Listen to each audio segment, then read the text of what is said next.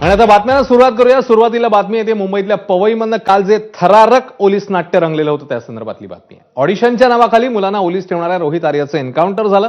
मात्र या प्रकरणामध्ये आता रोहित आर्य आणि सरकारमधील संघर्ष समोर आलाय.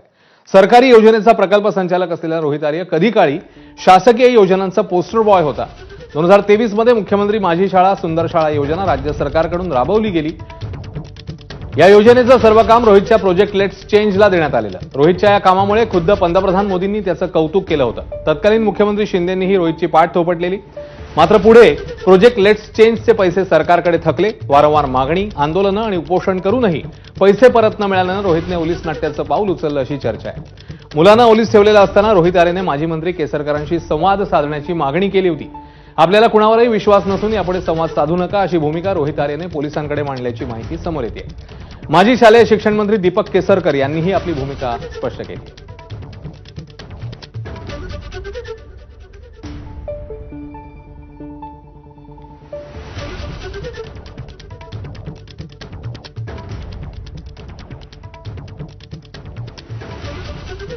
तर या संदर्भात आता काही गोष्टी समोर येत आहेत आणि ज्याच्यामध्ये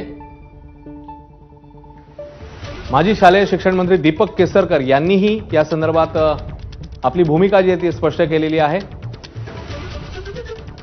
आणि याबद्दल माध्यमांशी संवाद साधला. तर रोहित आर्यचे सरकारवर नेमके काय काय आरोप होते जाणून घेऊया.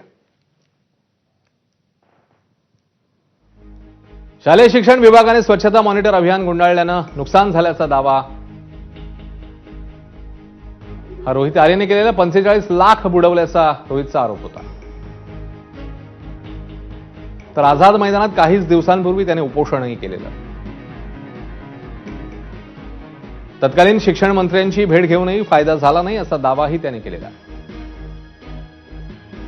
तर काही दिवसांपासून तणावात असल्यानं उपचार घेत असल्याची माहितीही समोर आली.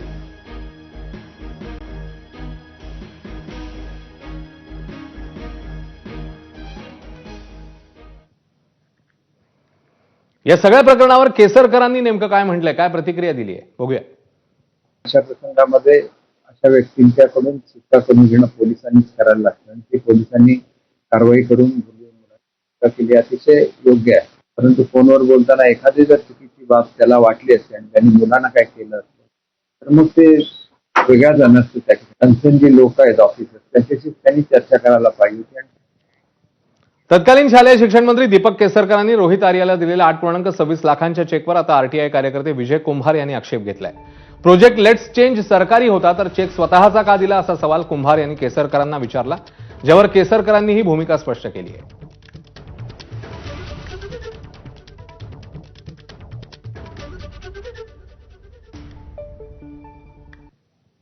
केसरकरांनी स्वतःच्या खिशातली काढून एवढी मोठी रक्कम का दिली, त्याचे येणं कमी असेल किंवा जास्त असेल तर त्या संदर्भात काय झालं होतं, या सगळ्या गोष्टींचा सखोल तपास झाला पाहिजे.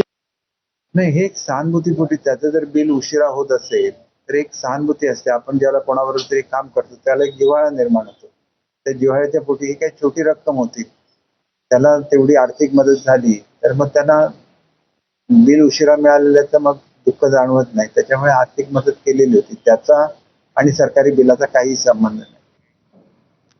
पवईमध्ये ऑडिशनसाठी आलेल्या एका आजीने केवळ कालचा नाही तर 3 दिवसात काय काय घडलं याचा सविस्तर वृत्तांत सांगितलाय. इतकंच नव्हे तर आजीच्या मते रोहित एकटा नव्हता तर एक काळा धिप्पाड माणूस त्याच्या सोबत होता, एक मुलगीही होती.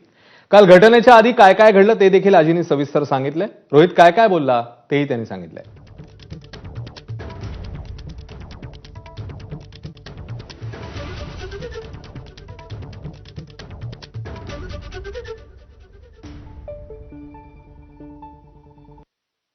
तर काल काय केलं, मला आणि मुलांना त्या स्टुडिओमध्ये नेलं. म्हटलं आजी तुम्ही यांच्यावर लक्ष ठेवा, मुलांना कुठं जाऊन देऊ नका म्हणून मला त्यानं तिथं बसवलं. त्या रूममध्ये, एसी रूममध्ये, स्टुडिओमध्ये बसवलं. मग त्यानं काय केलं, थोडी मुलं हळूहळू शूटिंग करतोय असं दाखवलं छोट्या मुलांना आणि हळू वाकून वाकून भेद भेद चाला म्हटला.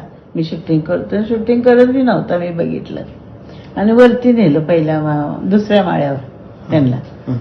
आणि मग थोड्या वेळानं आम्हाला म्हटलं अर्ध्या तासाने चला तुम्ही पण चला म्हटलं राहिलेली मुलं घेऊन. त्यात आमची नात पण होती. मग आम्ही सगळे गेलो वर. चला बोलल्यावर गेलो. शूटिंग वर चालू आहे म्हटलं चला. तो काळा होता ना तो पण सामील आहे, नुसता रोहितच नाही, सगळी टीम त्यात सामील आहे. ती काल कळालं आम्हाला. मग त्या आम्हाला नेलं ना पहिल्या माळ्यावर. त्या रूम मध्ये त्यांच्या एक टीम मधली मुलगी होती, प्रियंका तिचं नाव. मग तिला पण तिथं ठेवलेली, पण ती फोन करायची आणि हसायची सारखी. म्हटली कुणावर बोलते म्हटलं काय. मग नंतर मी दंगा झाल्यावर तिला विचारलं की काय चाललंय हो खाली, पालक का ओरडते तेवढे, मुलांचे आई वडील एवढे रडते, आणून घेते, मिठी मारून रडते ते एकमेकाला, दंगा लावलाय काय झालं. म्हणजे काय नाही शूटिंग चाललंय. ती पण सामील आहे ते आज कळालं मला.